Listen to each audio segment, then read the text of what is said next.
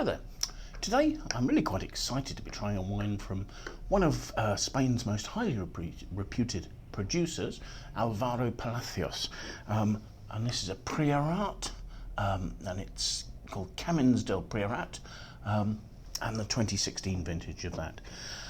Excited because, I mean, there are many people who believe that Alvaro Palacios was the person who almost single-handedly put Priorat on the map, as it were, as one of Spain's leading wine-producing areas.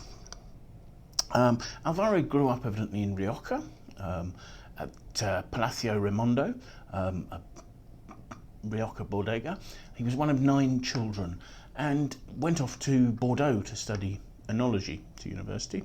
He got a job there, worked for 2 years at Chateau Petrus in Pomerol, and when he returned to Spain, he didn't return to Rioja, to his family's bodega. He instead went to Priorat, this sort of, at the time, really quite little known viticultural backwater, producing some really quite old-fashioned, quite rustic,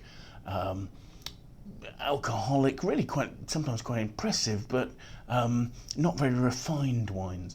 And there Alvaro found Finca Dofi, a single vineyard that he bought, and he carried on looking around and acquiring vineyards. In 1993, he acquired an old, sort of 100-year-old vineyard planted predominantly to Grenache.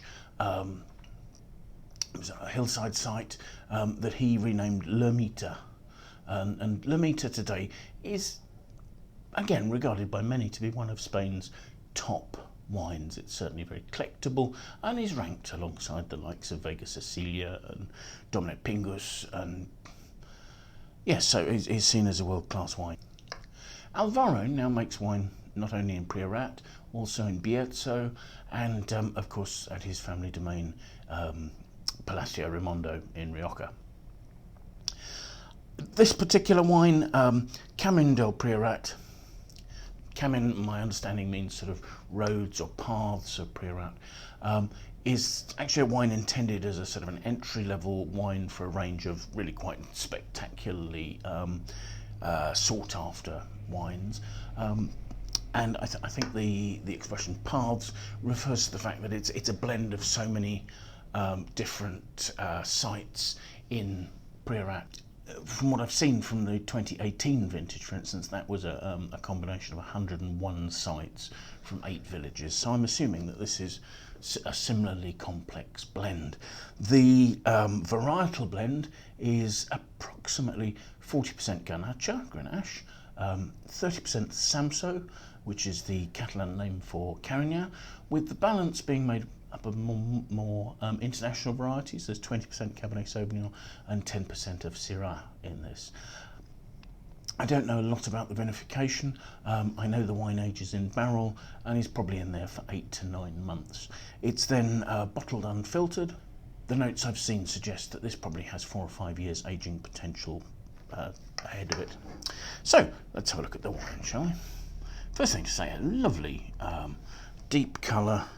It's dark, it's inky, it's very, very nearly opaque. I can just sort of see a hint of the stem through the wine.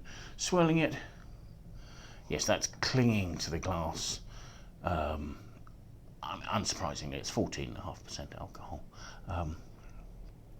So the tears being created there are quite obvious. Let's have a look at the aroma, shall we? Breathing in, there's a richness and a ripeness, and yet there is also a really lovely, elegant perfume. So the first things I'm noticing is a sort of a rich, very intense mulberry sort of notes of red fruit, which almost become a sort of a concentrated licorice sort of note, sort of Pontefract cakes, that sort of sweetish licorice concentration. But above that, as I say, there are notes of elegant red fruit perfume, sort of, I'd say almost peony, but it's not quite as, I mean, peony can be quite intense and almost sickly. That's it. This is quite delicate red fruit almost like a sort of a dark red rose or something. I mean, part of the aroma there is almost a sort of a warmth, a slightly baked nature to the fruit. But there's intensity. I mean, I'm talking about baked. There's actually quite a clean nature to the fruit as well. So I think those are perhaps slightly contradictory ideas, but nonetheless. So let's have a taste.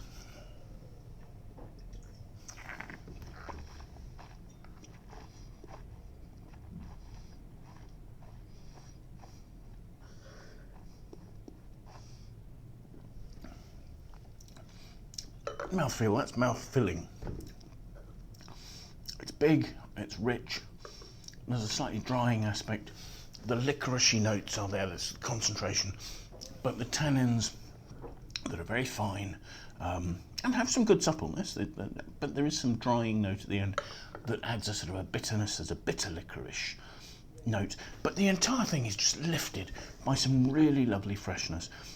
So those lovely red fruit perfume showing on the nose are showing again here as, I suppose you've got the sort of, I was talking about the rich mulberry sort of fruit, but there's also a fresher, almost sort of raspberry, loganberry, that sort of dark red soft fruit to black soft fruit sort of note, all coming through there, all together. There are slight touches of spice from oak. They're not sort of heavy, it's not slathered in vanilla, but there's a lovely texture, a chocolatey note that I think is possibly derived from having aged in barrel. You know, smooth, fine tannins that last well, and there's that sort of slightly drying bitter note on the finish there. So there's a sort of a concentrated mulberry and licorice note at the finish. It's lasting pretty well. The slightly astringent notes are sort of closing up the finish a little. The alcohol, it seems in balance. There's just so much fruit and such richness. I mean, this is a nice full-bodied wine. It's got a youthful freshness to it still. So this was 2016, so it's had a bit of time in bottle. But I would quite happily keep this for another 5 years. I wouldn't think there'd be a problem with that. But there's no need to. I'm talking about astringency, but the astringency is actually adding a sort of a slightly mouth-watering bitterness, which I think would help it pair with foods. So I'm not concerned about that being a barrier to its drinkability, which really is sort of very much to the fore. So I think that's a fabulous wine. Do check out the pricing and availability in a link below the video. And I would be interested to try more wines from Alvaro Palacios on the basis of this, but I think this is great value for money. So thank you very much for watching. Hope you find this interesting. Maybe you'll go out and try the wine. Either way, do please make sure that you come and join us for another tasting really soon, won't you? See you soon. Bye.